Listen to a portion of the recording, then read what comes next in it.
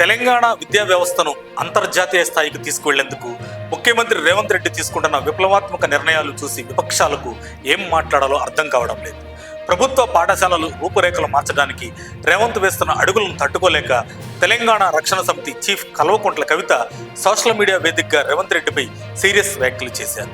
CM Revanth Hitler కన్నా ఎక్కువని, ఆయన తాలిబాన్ అంటూ కవిత చేసిన వ్యాఖ్యలు ఇప్పుడు రాష్ట్ర వ్యాప్తంగా తీవ్ర దుమారం రేపుతున్నాయి.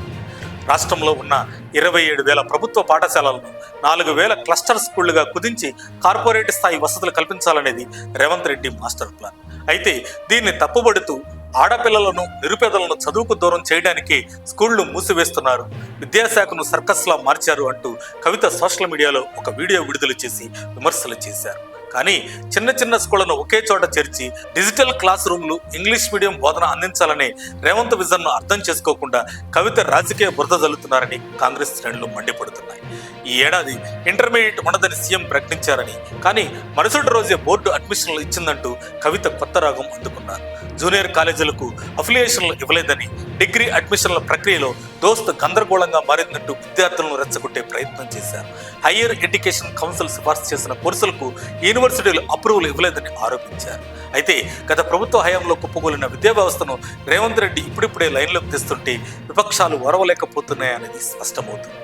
గురుకులాల్లో విద్యార్థుల మరణాలపై సీఎం సమీక్ష చేయడం లేదని ఆరోపించిన కవిత ఫీజు రీయింబర్స్మెంట్ బకాయిలు చెల్లించకుండా తెచ్చిన జీవో నెంబర్ 7ను వెంటనే రద్దు చేయాలని డిమాండ్ చేశారు.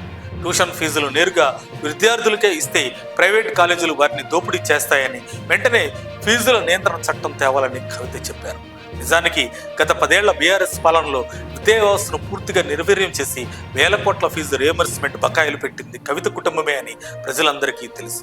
ఇప్పుడు అవినీతికి అడ్డుకట్ట వేస్తూ పారదర్శకంగా విద్యార్థుల అకౌంట్లోనే డబ్బులు వేసేలా రేవంత్ రెడ్డి జీవో నెంబర్ 7 తెస్తే ప్రైవేటు కాలేజీల యాజమాన్యాల కోసం కవిత వకాల్తా పుచ్చుకోవడం చూస్తుంటే ఆమె రాజకీయ స్వార్థం స్పష్టంగా కనిపిస్తుంది.